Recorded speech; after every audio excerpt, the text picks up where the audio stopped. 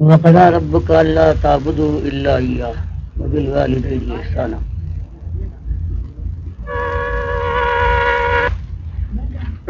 اور محترم حاضرین،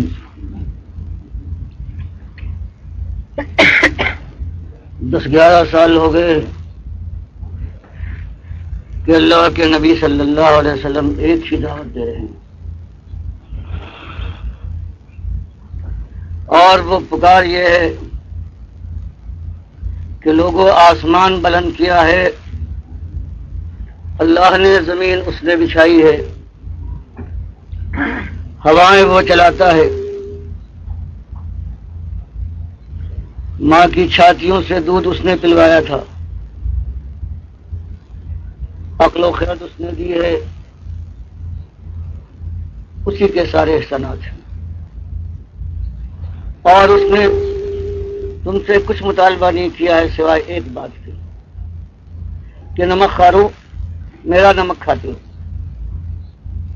میری دھرتی پر تمہاری زندگی گزر رہی ہے۔ اس سے پہلے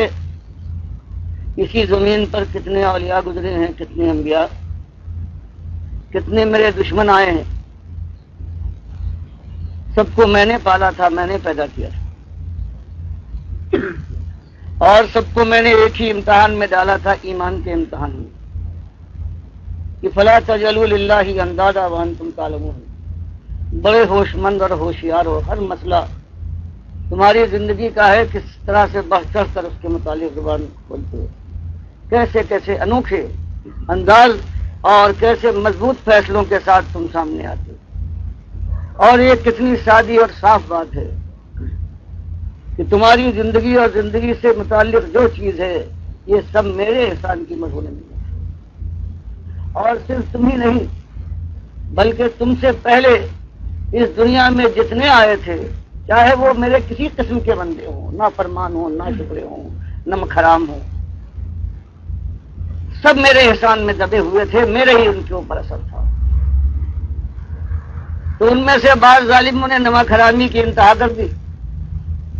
کہ میرا کھانے کے بعد میرے بندوں کو انہوں نے گنگایا، ان کی پوجا، ان کی پکارے، ان کی پرستش کی۔ کچھ رہے ایسے اللہ کے، اور میرے بندے اللہ نے فرمایا ایسے فرما بردار رہے، نمک حلال رہے، وفا شیار رہے کہ انہوں نے مجھے اپنا مالک مانا، میرے سامنے سر جھکایا، خطائیں ہوئی پھر توبہ کر کے پلٹے، دنیا کو بھی ہوشیار کیا، بات کھول کر ان کے سامنے لائے کہ دیکھو بھائیو ایک ہی مسئلہ ہے۔ اللہ فرماتا ہے وما خلقت الجن والانس الا لیعبدون، کہ انسان ہو یا جن کو ہم نے مکلف بنایا ہے، جن کو ہم نے آزمایا ہے، امتحان کی لیا ہے، ایک ایمان کا امتحان، بندگی اور تقوی کا امتحان، صرف ایک ہی امتحان ہے کہ صرف تم بندے اس کے ہو جس نے تمہارے ساتھ سب کچھ کیا ہے، تمہارے بدن کا ایک ایک رونٹا، ایک ایک بال اس نے پیدا کیا، تمہاری زندگی کسی جگہ پر کسی اور کا ہاتھ، کسی اور کی احسان کی کوئی کوشش یا کوئی ایسی نعمت تم بتا سکو کہ جو کسی اور کا وہ عطیہ ہو، تب تو بات آؤ۔ تو یہی بات اللہ کے نبی صاحب نے بتائی قوم کے سامنے آ کر اس انداز سے کہ قولوا لا الہ الا اللہ تفلحوا، کبھی اس انداز سے کہ دیکھو ایک ہی مسئلہ ہے، امتحان ہے، وہ ایک بات کا ہے کہ اللہ کے بندے ہو اور بندگی ثابت کر دکھاؤ اپنی زندگی سے، اس کی بات مانو، اس کی پوجا ہو، اس کی پکارے ہوں، اس کی نظر و نیاز ہو، اس کے دوستوں کے ساتھ اپنی جان چھڑکو ان پر، اور ان کے دشمنوں کی آنکھوں میں آنکھیں ڈال کر ان کو سمجھانے کی کوشش کرو، اور نہ مانے تو للکارو، اور اس کے بعد اپنی جان اور مال کی توانائیاں ان کے خلاف استعمال کرو، یہاں تک کہ یا تو تم اس دنیا سے ایمان کے ساتھ اللہ کے پاس پہنچ جاؤ، اور یا ان کا سر اللہ کے سامنے جھک جائے۔ یہ ایک بات شروع میں جب اٹھی ہے تو بات یہی ہے، لیکن انسان کو ہوشیار کیا گیا ہے کبھی اس انداز سے کہ اذا السماء انشقت، کہ ایک وہ دن آنے والا ہے کہ آسمان تک پھٹ جائے گا، تو تمہاری چودراہٹ ہو، تمہاری یہ حویلی ہو، تمہارے یہ خدم اور حشم ہو، تمہاری یہ طاقت اور قوت ہو، چند دنوں کی بات ہے، اس کے بعد ان تمہاری بہاروں پر خدا کا دامن دراز ہوگا اور انگارے برسیں گے، جھلس جائے گا تمہارا باغ اگر تم اس کے اوپر اعتماد کر کے بھول گئے ہو۔ یہ بات ہوئی اور اس کے ساتھ ساتھ بتایا گیا کہ یہ بات کوئی میں آج نئی بات نہیں کہہ رہا ہوں، اوپر آتے ہو تمہارے چہروں کی تیوریاں بدل رہی ہیں، تمہارے ہاتھوں کے اندر تمہاری رگیں اور تمہارے عضلات تن رہے ہیں، کبھی تمہارے منہ سے گالی نکلتی ہے، کبھی تم خاک اڑاتے ہو میرے اوپر، کبھی گالیاں دیتے ہو، لیکن ان ساری باتوں کے باوجود تمہارے سامنے خیر خواہی کی ایک ہی بات کہتا ہوں، تم سے ایک کوڑی نہیں چاہتا، اور وہ بات یہ ہے کہ الہکم الہ واحد لا الہ الا هو الرحمن الرحیم۔ یہ اصلی بات ہے کہ تمہارا الہ ایک الہ ہے، لا الہ الا، اس کے علاوہ کوئی اور تمہارا الہ نہیں ہے۔ اور عرب جانتے تھے کہ الہ کے معنی کیا ہے، عربوں کو معلوم تھا کہ الہ کے معنی کیا ہے، ان کی زبان تھی کہ الہ وہ ہے جو اختیار رکھتا ہو سارا، جو نفع اور ضر اپنی مٹھی میں رکھے اور جس کے ساتھ چاہے وہ منفعت کا معاملہ کرے اور جس کو چاہے سختی میں ڈال دے، وہ جو زندگی اور موت پر قادر ہے، وہ جو بودوں کا بھرنے والا ہے، جو کھیتیوں کو مردہ زمین کو جلانے والا ہے، اور جو ہر چیز کے اوپر قادر ہے اور سب کے اوپر قہار ہے۔ یہ سننے کے بعد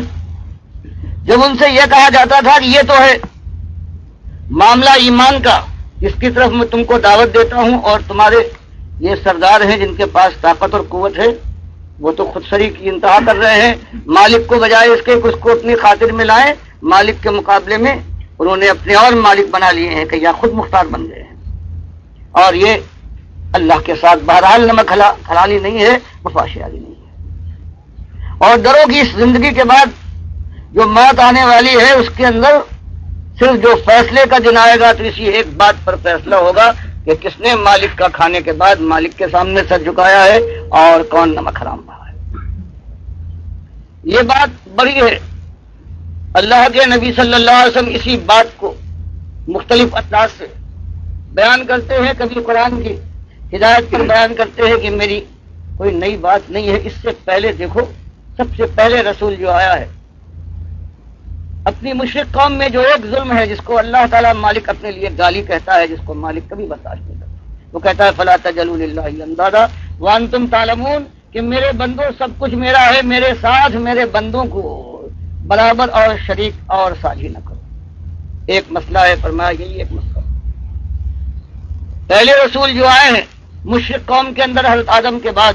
انہوں نے یہی ایک مسئلہ، کہ اصلی مسئلہ ہے جس میں تم کو آزمایا گیا ہے کہ یا قومی عبد اللہ ما لکم من الہ غیرہ، کہ تمہاری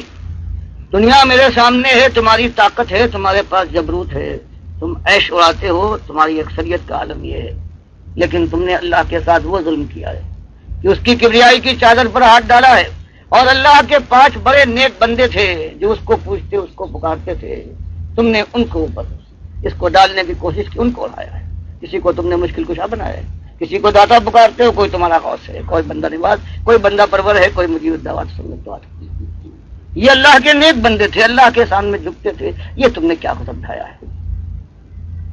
اور مالک فرماتا ہے 950 سال تک اللہ کا بندہ اسی دعوت کو دیتا رہا، نماز اور روزے اور حج زکات کا کوئی موقع ہی نہیں آیا کہ اس 950 سال کی دعوت کا انجام مالک فرماتا ہے وما آمن معه الا قلیل۔ 950 سال کے اندر چند اس کی قوم کے لوگ تھے جو اولیاء اللہ کی بندگی سے الگ ہو کر توحید کی طرف آئے۔ آخر کار اس نے دعا کی کہ مالک انی مغلوب فانتصر، مالک میں نے اپنی سی کر دیکھی ہے، سب کچھ میں نے کیا، قوم کو حادثہ سمجھایا، اندھیرے اجالے میں آواز کے ساتھ، رازداری کے ساتھ، ہر انداز سے میں نے سمجھایا ہے، ایک ہی طرف بلایا ہے میں نے کہ آؤ اپنے پروردگار سے اپنی خطاؤں کی، اور وہ شرک وہ خطا ہے کہ پروردگار بغیر توبہ کے معاف نہیں کرتا، تو لوگوں معافی مانگ لو، اللہ تمہارے اوپر آسمان کو رحمتوں کا دھارا بنا کر برسا دے گا،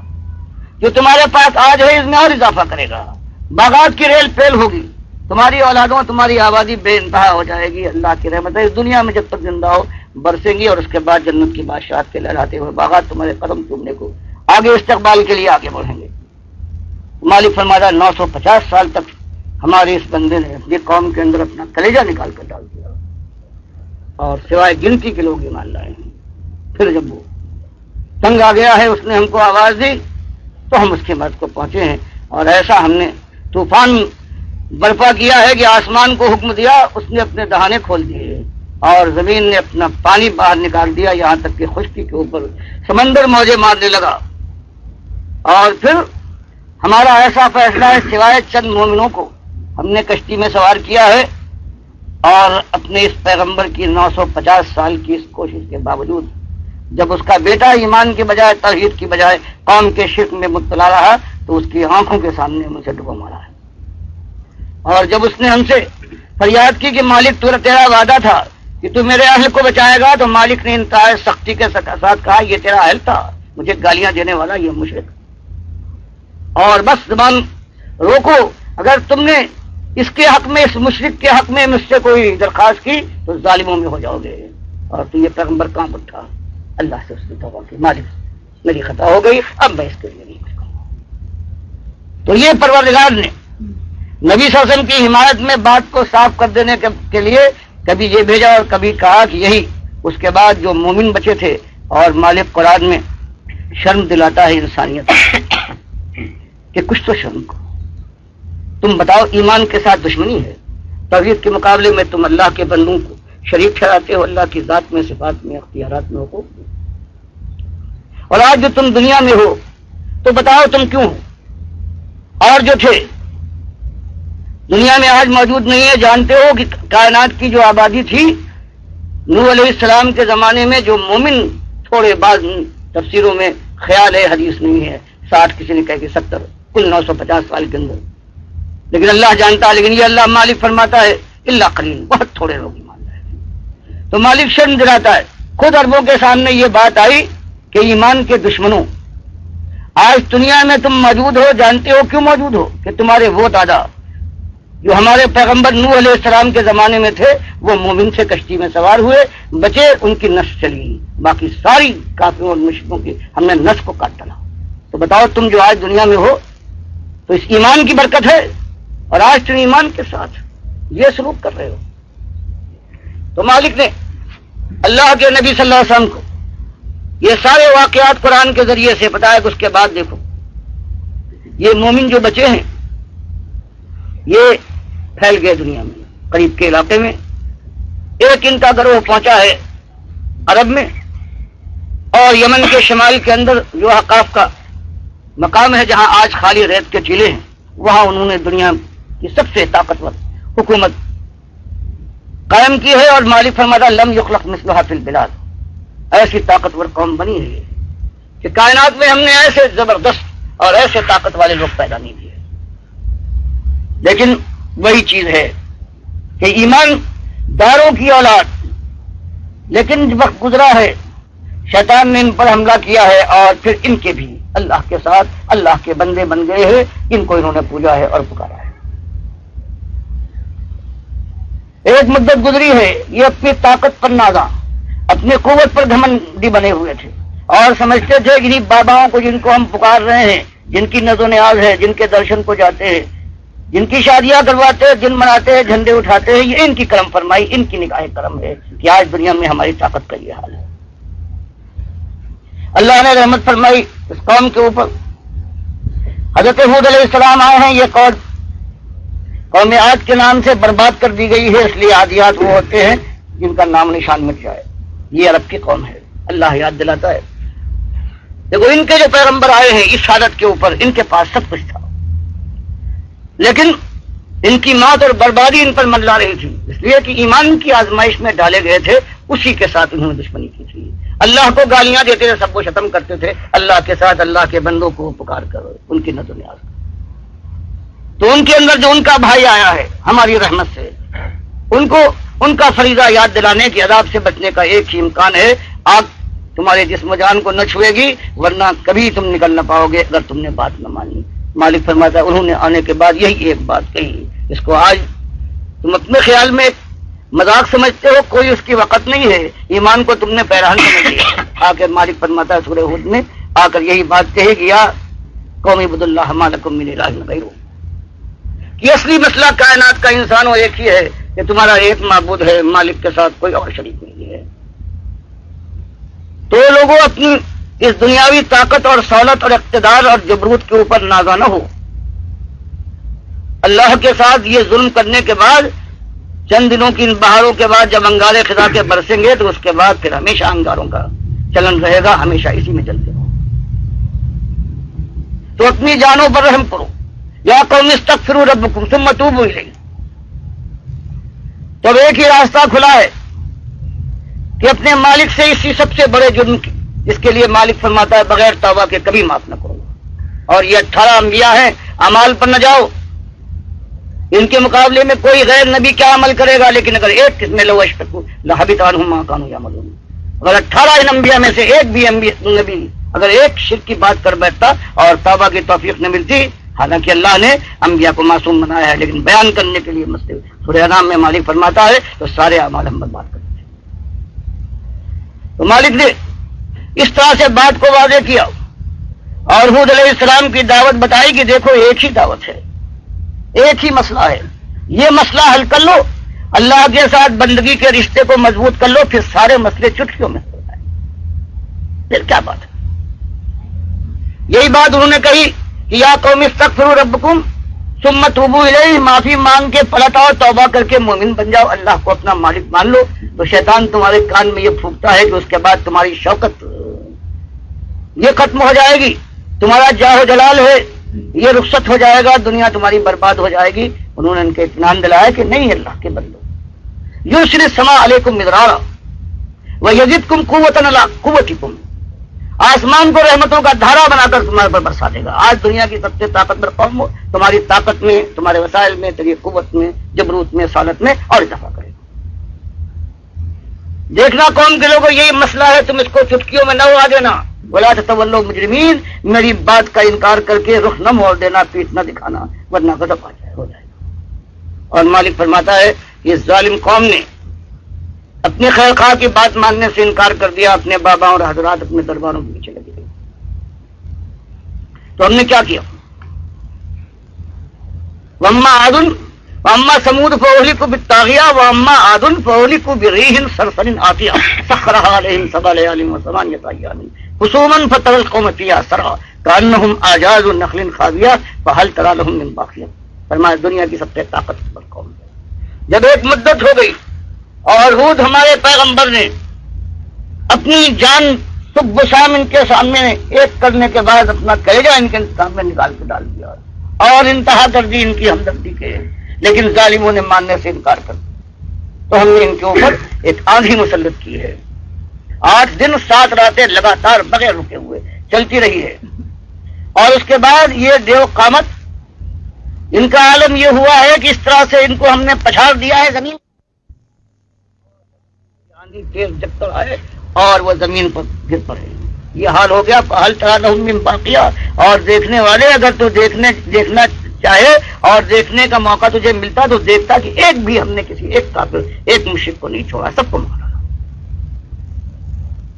پھر مالک تصدر سے بتاتا ہے کہ یہی اب جو مومن باقی رہ گئے تھے انہوں نے کہا اب یہاں نہیں رہیں گے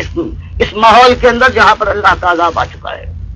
اللہ نے ہم کو بچایا ہے، سینکڑوں میل جا کر شمال میں جا کر شام کی سرحد میں مقامی ہجر کے اوپر جا کے انہوں نے بستی بسائی، آہستہ آہستہ ان کی تعداد بڑھی، قوم سمود بنی، طاقت دی مالک نے، اور اس کے بعد پہاڑوں کو تراش کر محل بنانے لگے، اور میدانوں اور وادیوں کے اندر انہوں نے نشانیاں اپنی شان و شوکت کے لیے قائم کی جیسے آج ہوتا۔ تو اس کے بعد ان کے رسول آئے حضرت صالح کی شکل میں، انہوں نے یہی ایک دعوت دی۔ تو مالک بیان فرماتا ہے دیکھو مسئلہ ایک ہے، اللہ کے بندو ہمیشہ ہم نے ایک بات میں آزمایا ہے،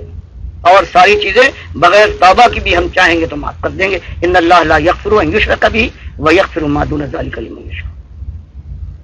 کہ بغیر توبہ کے بھی اللہ جس کے لیے چاہے اسے معاف کر دے گا، اگر وہ شرک لے کر نہیں آیا ہے، اپنی ایمان کے ساتھ توحید کے ساتھ آیا ہے، ایمان اللہ پر اس کا ایمان، اللہ کے رسولوں پر ایمان، آخری رسول سے کو آخری رسول مانا ہے، کتابوں پر ایمان، قرآن کو آخری کتاب مانا ہے، آخرت اور قیامت کے اوپر پورا اس کا ایمان، اور جتنی ایمانیات ہے اس میں بالکل صاف ہے۔ فرمایا اس کے اندر کہیں، اور خاص طور سے جس نے توحید کے ساتھ شرک کی ملاوٹ نہیں کی ہے، اس کے لیے ہم معافی کا وعدہ کرتے ہیں، چاہیں گے جس قدر چاہیں گے سزا دیں گے، اور نہ چاہیں گے تو التفات خسوانہ سے اس کو معاف کر دیں گے۔ یہ ایک بات تھی، اور یہی بات اللہ کے نبی صلی اللہ علیہ وسلم لے کر آئے، اور 12 سال تک یہی ہوتا رہا ان کی قوم کی ہر جگہ کہیں جائیں، آخر میں یہ ہو گیا ہے کہ طائف کے اندر جب مکے سے مایوس ہو کر کہ اب کوئی سعید اللہ کی طرف آنے والی نہیں ہے، جب طائف گئے ہیں تو وہاں اس سے زیادہ شدید معاملہ ہوا. اور بخاری مسلم کی حدیث میں عائشہ نے جب پوچھا ہے کہ احد کی جنگ کے دن جو آپ کے اوپر بیتی ہے، آپ کے ساتھیوں کے ساتھ معاملہ ہوا ہے، کیا اس سے شدید بھی کوئی موقع ہے؟ آپ نے فرمایا ہاں. جب میں طائف گیا ہوں اور میں نے وہاں کے سرداروں کو دعوت دی ہے تو ان ظالموں نے وہ کچھ کیا ہے کہ آخر کار میں جب وہاں سے واپس آ رہا ہوں تو چلتا گیا ہوں، میں ہوش میں نہیں تھا. یہاں تک کہ ایک آواز آئی ہے، میں نے سر اوپر اٹھایا، جبریل علیہ السلام کو دیکھا اور انہوں نے سلام کیا مجھے اور کہا اللہ نے مجھے بھیجا ہے. اور مالک نے فرمایا کہ ہم نے دیکھا ہے کہ آپ کی قوم نے آپ کے ساتھ کیا سلوک کیا اور یہ میرے ساتھ یہ پچھتا ہے. یہ دونوں پہاڑوں پر جو طائف اور مکے کے یہ پہاڑ ہیں، ان کے اوپر اس کی ڈیوٹی ہے. اور اللہ نے اس طرح بھیجا ہے کہ اب جو آپ حکم دیں اس کو، اگر آپ حکم دیں تو ان پہاڑوں کو اٹھائے گا اور آپ کی قوم کے ان دشمنوں کے اوپر یہ الٹ دے گا، ایک باقی نہ رہے. تو فرشتہ آگے بڑھا، اس نے سلام کیا اور اس نے کہا کہ یہی بات ہے، تو آپ مجھے حکم دیجئے، اللہ کی طرف سے مجھے یہ حکم ملا ہے. تو آپ نے فرمایا نہیں، یہ نہ ایمان لائیں، یہ جو کچھ چاہیں میرے ساتھ کر لیں، لیکن مجھے اللہ سے یہ امید ہے کہ ان کی نسلوں سے ایسے لوگ بھی پیدا ہوں گے کہ جو اللہ کی توحید کو مانیں گے اور شرک سے پرہیز کریں گے. اس لیے میں ان کو اللہ کے ان کو ختم کروانا نہیں چاہتا، بلکہ میں ان کو چاہتا ہوں اللہ ان کو چھوٹ دے. تو یہ ایک بات پوری گزر رہی تھی، یہاں تک کہ اللہ کے نبی صلی اللہ علیہ وسلم کو اللہ نے اپنے پاس برزخ میں بلایا، معراج میں جا کر مختلف آسمانوں کا نظارہ کروایا اور اس کے بعد پردے سے آپ سے گفتگو بھی اپنی. اور یہ جو لوگ جو جن کا عقیدہ صحیح نہیں ہے، وہاں پر جو یہ کہتے ہیں اللہ کو دیکھا، اور بخاری مسلم کی حدیث میں عائشہ کہتی ہیں کہ تم نے ایسی بات پوچھی ہے بیٹے کہ میرے رونگٹے کھڑے ہو گئے. اللہ تو فرماتا ہے کہ اللہ کو دنیاوی آنکھوں سے کوئی اس دنیا میں نہیں دیکھ سکتا. ہاں آخرت میں میدان محشر میں آ گیا ہے وہ یوم ناظرہ یا ربہا ناظرہ. ہاں اس دن اللہ کے یہ مومن بندے ہیں، یہ اللہ کے اوپر نگاہ گاڑے ہوں گے اور دیکھ رہے ہوں گے جلوہ اس کا. فرمایا تو یہ اللہ نے سب کچھ وہاں جو بنو اسرائیل کی صورت میں اور سورۃ نجم میں جو بیان فرمایا وہ سب کچھ ہوا. اور اس کے بعد جب آپ تشریف لائے ہیں، ان ساری مصیبتوں کے بعد جو دنیا آپ نے برداشت کی تھی، اب اللہ نے خوشخبری آپ کو بھی سنائی، ساری دنیا کو ہوشیار کیا اور وہ پورا کہ اب اسلامی نظام قائم ہوگا. اللہ نے اس کو طے کر لیا ہے اور وہ وقت آنے والا ہے کہ ہمارے نبی یہاں سے اب ہجرت کریں گے، تم کو چھوڑیں گے اور اس کے بعد پھر اللہ کے دین کے لیے پھر فلاح سے فلاح ٹکرائے گا. نبی صلی اللہ علیہ وسلم کو دعا سکھائی گئی اسی سورہ بنی اسرائیل میں کہ دعا کیجئے کہ مالک خیر کے ساتھ صدق کے ساتھ مجھے یہاں سے اس بستی سے ان ظالموں سے الگ کر کے مجھے ایسی بستی ملے جا جہاں تیری رحمت سایہ کرتی ہو اور مجھے نصرت سے نواز. اور پھر اللہ نے وہ پورا کہ اسلامی قانون کیا ہوگا، اسلامی نظام اب جو قائم ہوگا ہمارے نبی صلی اللہ علیہ وسلم کے ذریعے سے، اس کی پہلی شک کیا ہوگی. تو اسی سورہ بنی اسرائیل میں مالک نے فرما دیا وَقَضَىٰ رَبُّكَ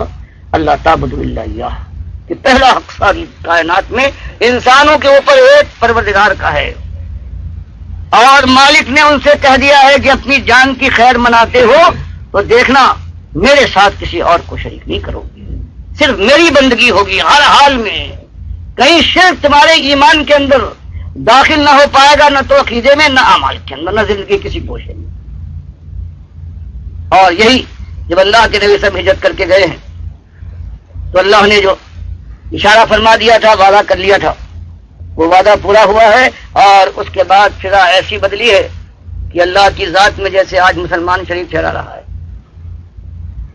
یہ صوفی آئے ہیں، انہوں نے اللہ کی توحید کے ساتھ وہ ظلم کیا ہے کہ کیا کوئی کرے گا. ہاں بدھوں نے یا یونانیوں نے کیا ہو، ہندوؤں نے کیا، وہ اور بات ہے. اللہ فرمائے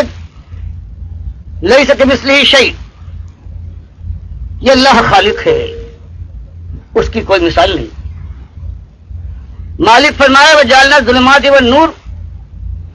ہم نے تاریکی اور نور کو پیدا کیا، ہم خالق ہیں، یہ مخلوق ہے. ان سب باتوں کے باوجود صوفیہ آئے اور صوفیہ نے کہا کہ نہیں، ہم اور دنیا کی ہر چیز ہے وہ اللہ کی ذات کا ٹکڑا ہے، لا موجود الا اللہ. توحید اتحاد میں بدل گیا۔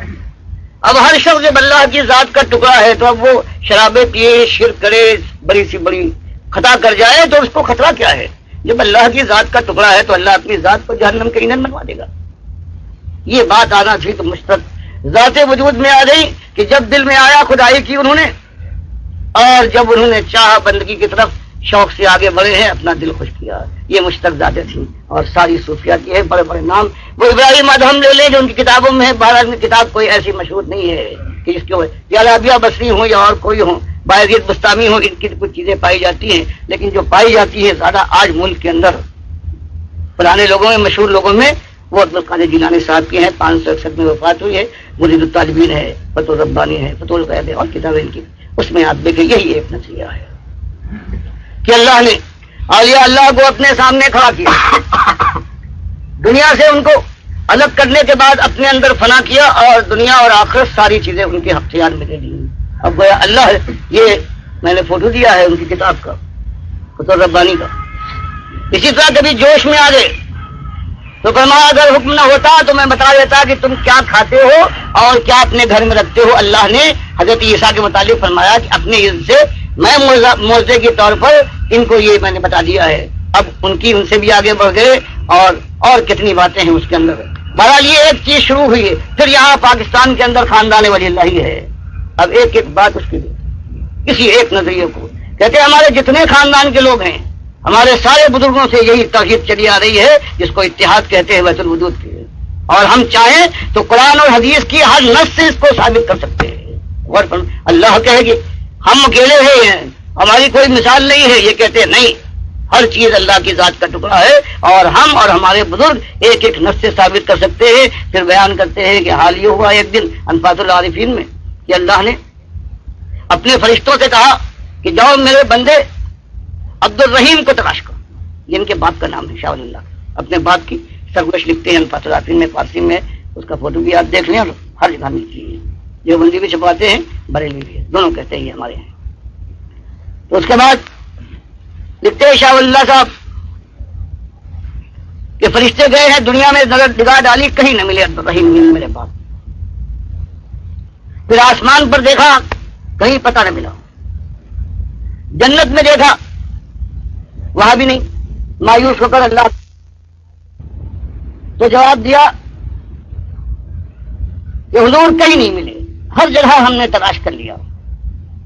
تو شاہ ولی اللہ صاحب کہتے ہیں یہ غیبت تامہ تھی، غائب ہو گئے، پورے اللہ کے اندر شریک ہو گئے۔ تو اللہ تعالیٰ نے فرمایا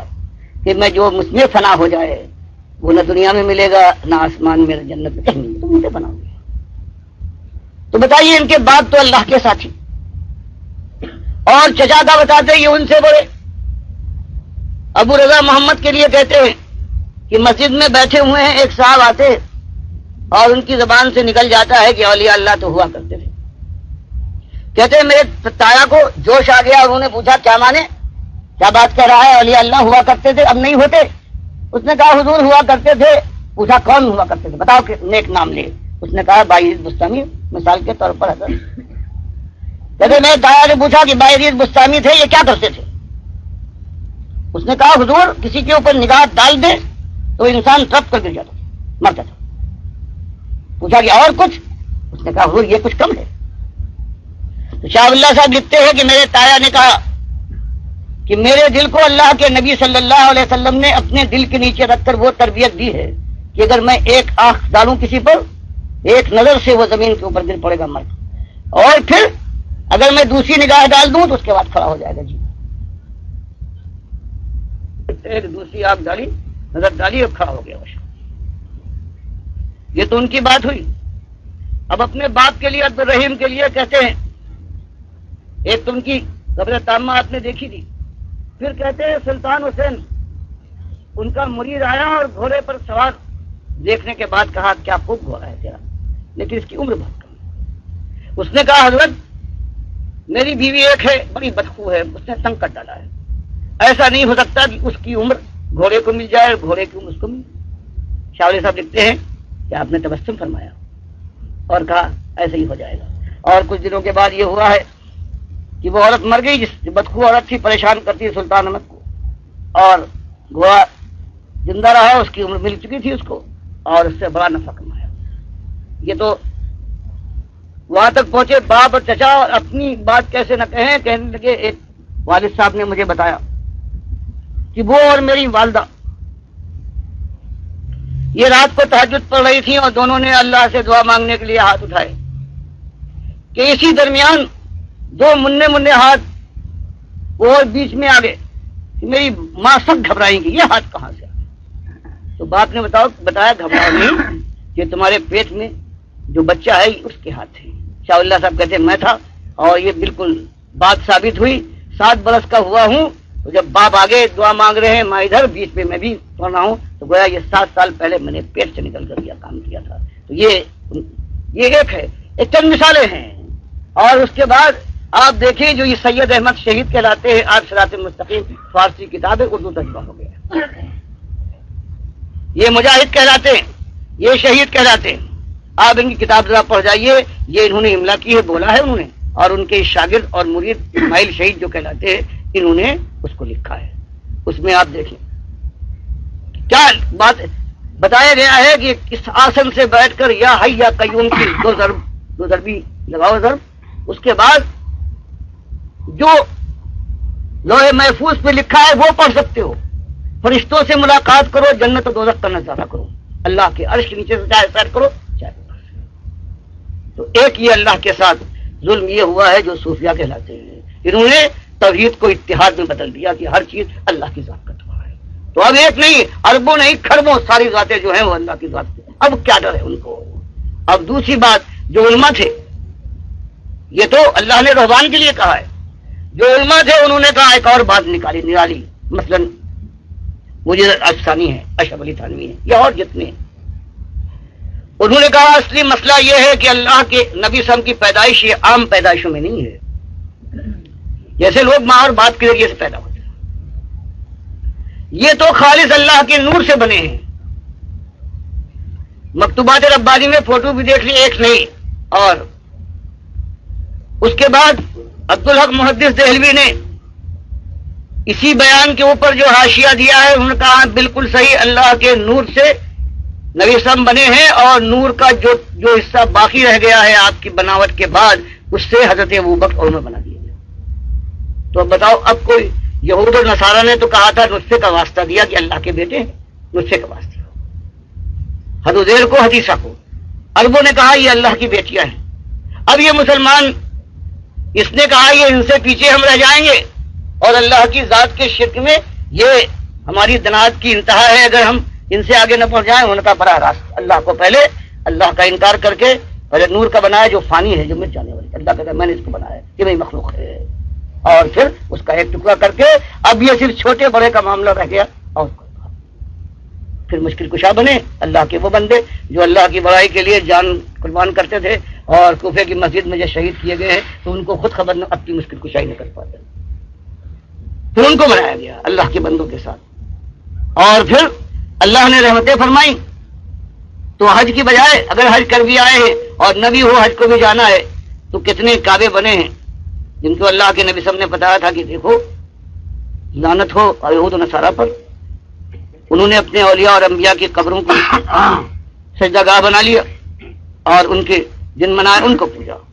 میں تم کو منع کرتا ہوں، اور قبروں کو دیکھنا کبھی پکا نہ کرنا، اس کے اوپر کوئی عمارت نہ ہو، کوئی اس پر مجاور بن کر نہ بیٹھے۔ اس کے بعد پھر اللہ کے نبی صلی اللہ علیہ وسلم کو زندہ کیا گیا قرآن اور حدیث اور اجماع صحابہ کے بعد۔ اللہ فرمائے اموات غیر احیاء، جو وفات پا چکا ہے اس میں جان کی رمق نہیں قیامت تک۔ اللہ کے نبی صلی اللہ علیہ وسلم بخاری کی حدیث میں بیان فرمائے کہ دیکھو جب میں وفات پاؤں گا تو اس کے بعد یہ گھر جو جنت الفردوس میں سب سے اونچا گھر ہے۔ بخاری کی حدیث میں ہے کہ آپ کو جبریل اور میکائیل علیہ السلام نے عام جنت دکھائی، جنت الفردوس دکھائی، آپ نے بڑی تعریف کی، یہ سب اچھی جگہ ہے۔ پھر انہوں نے کہا ذرا اپنا سر اوپر اٹھائیے۔ نبی صلی اللہ علیہ وسلم فرماتے میں نے دیکھا کہ ان سب سے اچھی جگہ ایک موجود ہے۔ میں نے کہا یہ کس کا مقام ہے؟ ان دونوں فرشتوں نے کہا یہ آپ کی جگہ ہے۔ میں نے کہا مجھے چھوڑو، میں اس میں داخل ہو گیا، میرا یہ مکان ہے یہ۔ تو انہوں نے کہا نہیں، ابھی آپ کی عمر کی ایک مدت باقی ہے، آپ اسے پورا کر لیں، اس میں داخل ہو جائیں گے۔ اللہ نے بتایا وفات کے بعد میں کہاں پہنچ جاؤں گا؟ چھوٹا سے اونچی جگہ پر۔ اور اس کے بعد آپ کی وفات پر ابو بکر عمر رضی اللہ تعالیٰ عنہ شیطان نے یہی ایک بات ڈالی کہ نہیں آپ نہیں مر سکتے، اللہ اللہ ہی ہے، نبی صلی کیسے وفات پا سکتے؟ اللہ کے نبی صلی کے نمبر 2 پر جو سب سے معزز دنیا کا ولی ہو سکتا ہے اس کو شیطان نے دیکھا اور وہ جوش میں آ گیا، محبت کے جوش میں کہ اللہ کے نبی صلی نہیں مر سکتے، جو کہے گا کہ وفات پا گئے میں دفن ہوا۔ آخر کار اللہ نے رحم فرمایا حضرت ابوبکر کے ذریعے سے، انہوں نے خطبہ دیا ہے، بات طویل ہو رہی ہے اس لیے میں اس کو بیان نہیں کرتا، کہ جو محمد کو پوچھتا تھا تو معلوم ہونا چاہیے اس کا معبود تو مر گیا، اور جو اللہ کا پجاری تھا اللہ زندہ جاوید ہے اس کو موت نہیں۔ پھر قرآن کی آیت وما محمد اللہ کو قد خلت من قبلہ الرسل انک میت و انہم میتون، یہ کہنے کے سارے صحابہ نے اس کو مان لیا۔ آج امت نے جہاں ذات کا شرک کیا، وہاں اللہ کی کتاب کا انکار کر کے کہا کہ نبی سم زندہ ہے، قرآن بتائے، حدیث کہے، یہ بخاری کی، اور اجماع صحابہ یہ کہے، اور اس کے بعد پھر ان گھروں کو نبی صلی اللہ علیہ وسلم کے گھر کو بھی جا کے پوجا کے لیے اختیار کیا ہے، اور باقی ان سے زیادہ جو اور کیے ان کو ولی بنایا، جن کی قبروں کو پکا کیا، جن کے اوپر مقبرے تعمیر ہوئے، کلش لگے، سونے اور چاندی کے دروازے، اور پھر مجاور بیٹھے، پھر اس حج کی طرح سے نام بدل دیا اس کا، پھر تلبیہ ہونے لگا باہو باہو لبیک اللہم لبیک کی طرح سے۔ پھر اللہ کے گھر کے اوپر جو حضرت ابراہیم نے حجاب کعبہ اور غلاف کعبہ ڈالا تھا، اس غلاف کی جگہ پہ چادر جانے لگی۔ پھر قربانی کے لیے جو ہدی جاتی تھی، اونٹ، گائے اور بکری بھیڑ کی شکل میں، وہ یہاں بابا کے پاس پہنچ گئے۔ پھر ننگے پیر اور ننگے سر چلنے کی قید لگائی احرام کی۔ پھر وہاں داخل ہونے کے بعد بابا کے پائجی کا پتھر ہے یا ڈیوڑی کے کسی چیز کو انہوں نے چھوا، اور پھر خانہ کعبہ کی طرح سے طواف ہونے لگا۔ پھر وہاں سجدے ہوئے، وہاں فریادیں ہوئی، وہاں منتیں مانی گئی، وہاں ہندوؤں کی طرح سے دنڈوت ہوا، سجدہ تعظیمی ہونے لگا، اور اس کے بعد پھر دوڑ لگائی کہ بابا نے یہاں مراقبہ کیا ہے اور یہ آپ کا مزار شریف ہے۔ صفا اور مروہ کو تازہ کیا، بابا کی قبر کا دھون، یا وہاں کی اگر کی بتی کی راکھ، یا مالگا جو نمک کہلاتا ہے، یا پھول کی کھائی، اور اس کو تبرک کے لے لیا ہے۔ یہ مشکل کشا اور دستگیر ہے، یہ قبر میں رکھو اور یہ تمہاری شفاعت کرے گی۔ تو یہ اللہ کی ایک ایک چیز کو، اللہ کے گھر کے ساتھ اللہ کی ایک ایک صفت، ایک ایک حق کو آج اس امت نے حج کا نام اور سے بدل کر سب کچھ کر ڈالا ہے، اور کہیں سے آواز نہیں اٹھتی۔ ان جو اسلامی بتکدے مسلمانوں کے بتکدے ہیں، یہ شیوالے ہیں، جہاں پر یہ ہندو کا کیا ہوتا ہے، وہ کھڑا ان کا گنیش ہوتا ہے، پتھر ہے، ان کا ہنومان ہے، ان کا ارجن ہے، وہ کھڑا ہے۔ اللہ کے نبی صلی اللہ علیہ وسلم نے کہا تھا کہ دیکھنا تم کہیں پڑا گنیش نہ بنانا، یہ مٹی مٹی رہے گی، اس کو پتھر نہ بنانا، یہ پتھر ہی بنا۔ اور پھر درشن کا نام زیارت رکھا گیا، پر نام ہندو کہتا تھا، سلام اس کو بدل ڈالا۔ پھر پھیرے وہ لگاتا تھا اپنے بابا کے، اپنے مہاراج کے، انہوں نے بابا کا طواف کیا، وہ دنڈوت کرتا تھا، انہوں سجدہ تعظیمی اس کا نام رکھ کر جا قبر کی جا کے پوجا کی۔ وہ وہاں پر بھجن گاتا تھا، انہوں نے قوالی شروع کر دی۔ وہ بابا کا پرساد لاتا تھا، انہوں نے زمزم کے مقابلے میں وہاں کا پرساد لے، پنکھڑی ہے یا قبر کا ناپاک نجس دھون ہے، وہ لائے گا۔ تو بتا، اس کے بعد پھر اگر ہماری مائیں بہنیں آج ہندوؤں کے بستروں پر 40 سال کے قریب وہاں پہ ہیں اور اولادیں پر بنوا رہی ہیں، اور ہم ان کی آبرو کی بربادی کی خوشی میں جشن مناتے ہیں، 14 اگست کے چراغاں کرتے ہیں، ہمارے گانے بجانے لگتے ہیں، تو بتاؤ یہ سمرا کس چیز کا ہے میرے بھائی؟ اسی اللہ کے ساتھ شرکت ہوئی، ورنہ کوئی ایماندار قوم ہوگی اللہ کے ساتھ وہ شرک کرے گی۔ اور یہ سب کچھ دیکھنے کے بعد، اللہ کا غضب دیکھنے کے بعد، پھر اس کے ذہن میں کبھی خیال نہ آئے گا کہاں ہم جا رہے ہیں۔ پوری کتاب کو کتاب مانتی ہے، سنت کو سنت کہے، اور شروع سے آخر تک یہ مسئلہ ہے۔ اب آپ سن کر تعجب کریں گے کہ ایاک نعبد و ایاک نستعین، کہ اب مالک صرف تیری بندگی ہے اور تیری ہم تجھ سے استعانت طلب کریں گے، تجھ کو پکاریں گے۔ اور اب دے بندیوں سے لے کر اتنے بڑے مانے جاتے ہیں۔ عثمانی صاحب کی تفسیر دیکھی، مفتی شفیع تفسیر کیا کہتے ہیں کہ ہاں اللہ، بات تو یہ ہے کہ اللہ ہی کی بندگی ہونا چاہیے اور اللہ ہی سے مدد مانگنا چاہیے، لیکن یہ کسی نیک بندے سے ظاہر طور پر اگر مدد مانگی جائے تو یہ بھی اسی میں شامل ہے، اس میں کوئی نقصان نہیں۔ بتاؤ پھر یا علی کی اور یا غوث مدد صحیح ہو گیا بالکل. اور کون لکھ رہا ہے؟ مفتی اعظم پاکستان کے اور عثمانی صاحب جو اتنے مشہور ہوتے ہیں یہ لکھ رہے ہیں. اور انہوں نے لکھا ہے بلکہ سورہ فاتحہ کی تفسیر تو محمود الحسن جو ہیں یہ ان کی ہے. تو بتاؤ اس امت کے اندر کیا کریں؟ اب رضا خان یا کوئی دوسرا کہتا ہے تو اس سے کہے کہ چلو ان کی بات ہی اور ہے، یہ تو حد سے گزر گئے ہیں. لیکن جن کا عالم یہ ہو، یہ مانے اللہ کے نبی صلی اللہ علیہ وسلم کو وہاں زندہ، اللہ فرمایا نہیں وہاں پر درود سلام پڑھو، تو مفتی اعظم کہیں کہ میں نے پڑھا کان لگا دیا میں نے. یعنی یہ جواب ہے. تبلیغی جماعت ساری یہ کہے کہ نبی صلی اللہ علیہ وسلم سے رفاعی پہنچے. یہ جو تین ہیں جنہوں نے انتہائی شدت کے ساتھ اسلام کو بالکل بدل دیا ہے، ایک زمانے کے لوگ ہیں بغداد میں. ایک عبد القادر جیلانی، ایک رفاعی، جسے علی عمری. یہ تین ایک ہی جگہ پہ بغداد میں تھے اور اس تدبیر کے ساتھ انہوں نے اس قرآن کی توحید کو انہوں نے اتحاد میں بدل ڈالا ہے کہ وہ پہنچے وہاں پر اور وہاں انہوں نے سلام کیا. اندر سے جواب آیا، کیونکہ یہ کہتے ہیں یہ سید تھے نبی صاحب کے خاندان کے. حالانکہ قاعدہ یہ ہے کہ باپ سے بیٹا جو ہوتا ہے یہ اس کی اولاد ہے، یہ نس سے چلتی ہے، بیٹی کی اولاد نہیں مانی جاتی. لیکن چلیے یہ لکھتے ہیں تبلیغ جماعت کی جگہ جگہ پر وہ چاہے درود کا وہ معاملہ فضائل درود میں یا فضائل حج میں کہ اندر سے جواب آیا وعلیکم السلام. تو حضرت نے کہا کہ دادا اب یہ کیسے؟ پہلے میں اپنے شوق کو بھیجتا تھا اور وہ یہاں جب عیسائی کرتا تھا، اب تو میں خود آ گیا ہوں. میری تسکین اس وقت ہوگی جب آپ سے ہاتھ ملاؤں. تو زکریا صاحب لکھتے ہیں کہ قبر کے اندر سے ہاتھ نکلا، 90,000 مسجد اب بھی نہیں ہو پاتی مسجد نبوی میں، اتنے لوگ تھے. اور 555 کا یہ زمانہ ہے. عبد القادر جیلانی صاحب بھی جن کی 561 میں وفات ہوئی ہے وہ بھی موجود تھے. اب بتائیے ہم کیا، اب کس کو روئیں؟ دامن کے لیے ہم روئیں کہ قبا کا ہم خیال کریں. ہر جگہ ایک اللہ کی چادر کے اوپر ہر جگہ ہاتھ ڈالا جا رہا ہے اور یہ مسلمان امت ہے، یہ نعرے لگا رہی ہے اسلام آ رہا ہے، اسلام آ رہا ہے، اور جو اسلام کا عادل امبردار ہے. اور آج جو ہمارے وہاں آپ دیکھ لیں کہ سندھ کے یہ شیوالوں کے لیے جو شرک کے جو سمبل ہیں، نشانیاں ہیں، جس کو اللہ کے نبی صلی اللہ علیہ وسلم نے کہا تھا برابر کر دو، پکے تو نہیں کچے بھی اگر ہوں. اب اللہ کی غضب، مالک کا غضب نہ برسے. اور آج جو ہم ڈر رہے ہیں کہ ایک طرف سے اشتراکی خطرہ جس کو کہتے ہیں وہ، اور اس سے بڑا خطرہ جو ایران کا ہے، جو دنیا میں کوئی قوم، کوئی جو شیعوں سے زیادہ اللہ کے دین کا اور توحید کا دشمن ہو. اب اگر اللہ کی طرف توبہ کر کے قوم نہ پلٹی اور ہم نے ان کو آواز نہ دی اور اللہ کے یہاں کچھ نہ کچھ عذر نہ پیش کیا، تو یہی بات ہو سکتی ہے کہ جیسے اس 38 سال پہلے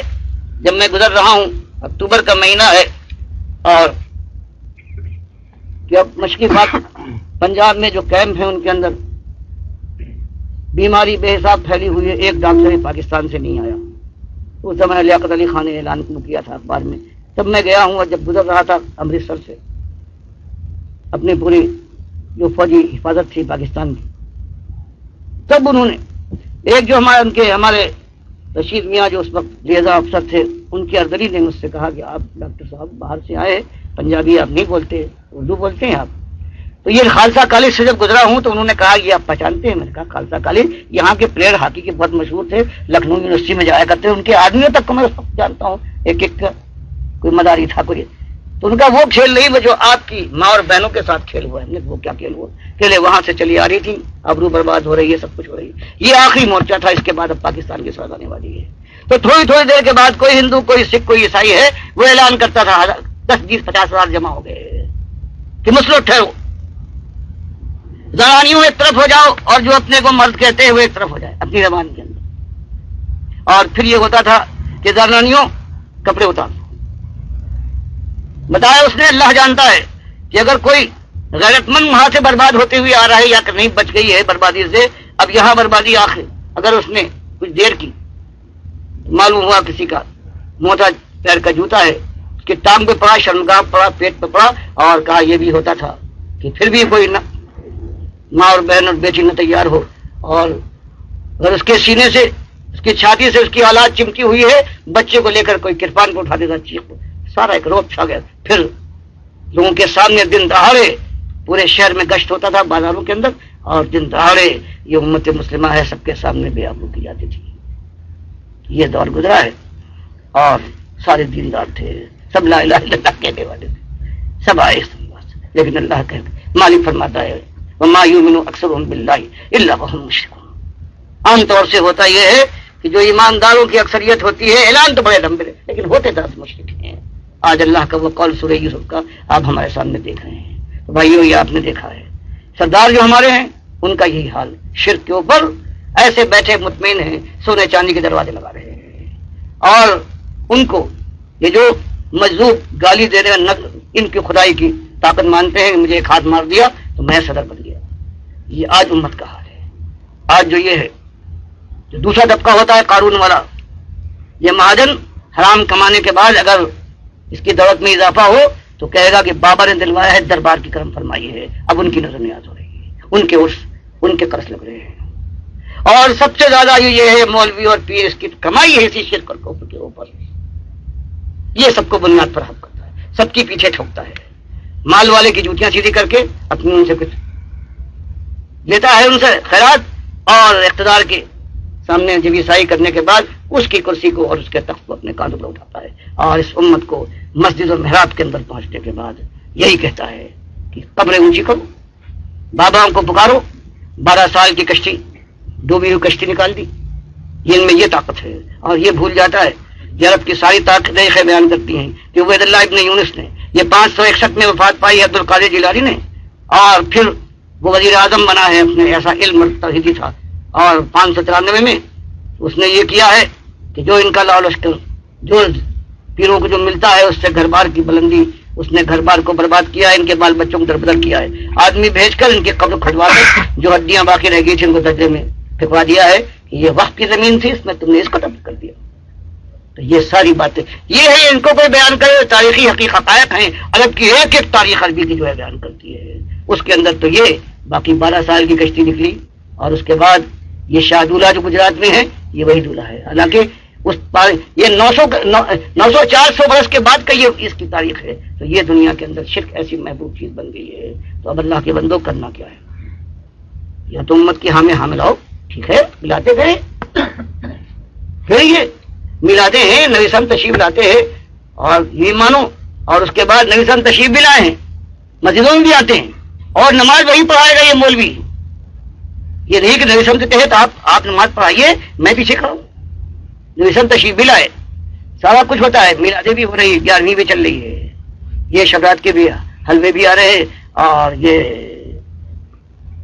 کوڑے بھی ہو رہے ہیں, سب کچھ ہو رہے ہیں. حج کی جگہ ہر جگہ عرصوں کی دھوم مچی ہے. اور اس شخص نے جس کے 1 نہیں 1000 اللہ کے ساتھ ظلم کیے ہیں, جو داتا کہلاتا علی حجویری, کشف المحجوب میں اس نے یہ ثابت کر دیا ہے کہ اللہ کے نبی صلی اللہ علیہ وسلم نے حضرت زینب کو ننگا نہاتے ہوئے دیکھ کر عاشق ہو گئے ہیں. تو یہ سارا کھیل بنایا ہے سورہ احزاب کا. بتاؤ, اس کو داتا کہتے ہیں, اس کا عرس منتا ہے, منایا جاتا ہے. تو ایسا معلوم ہوتا ہے کہ لاہور کے اندر یہ حج کا موسم آ گیا, مکہ بن گیا ہے. جس نے اللہ کے ساتھ تو 1000 ظلم کیے,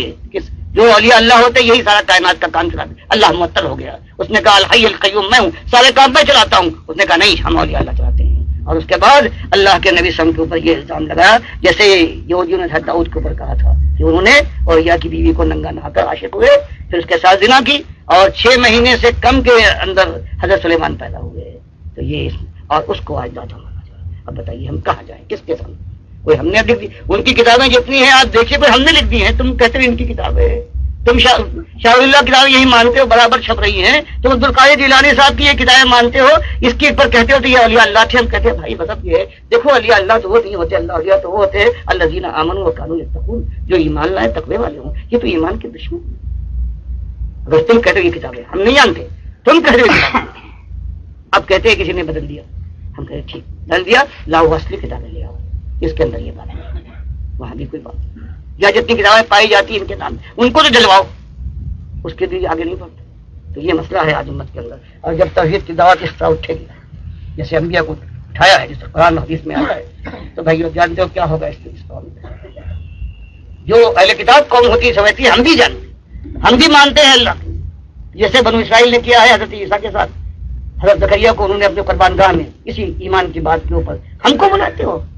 یہ یہودی علماء نے ان کو انہوں نے اپنے پیغمبر کو ذبح کیا ہے، اپنی قربان گاہ میں۔ حضرت یحییٰ کو اسی یہودی بادشاہ نے جو رومیوں کے بعد گزار تھا، جس کا نام ہیروڈ اینٹیپاس تھا، اس نے حضرت یحییٰ کا سر منگایا ایک رقاصہ سے وعدہ کر کے، جب اس نے ناچ دکھایا ہے سالگرہ پر، خوش ہو گیا کہ مانگ جو مانگتی ہے۔ اس نے ماں سے مشورہ کیا، ماں داشتہ تھی اسی بادشاہ کی، اور وہ حضرت یحییٰ سے انتہائی خار کھاتی تھی کہ یہ توحید کی دعوت دیتے تھے اور برائی سے منع کرتے تھے۔ جیل میں ڈلوایا تھا تو اس نے ماں کے اشارے پر کہا کہ میں تو سر چاہتی ہوں یحییٰ، اور وہ سر پیش کیا اس نے۔ اور اس کے بعد حدیثہ نے جب یہی کہا ہے کہ فقیہو، بے ایمانوں، راہبوں اور یہ مولویوں، افعی کے بچوں، تمہارا حال یہ ہے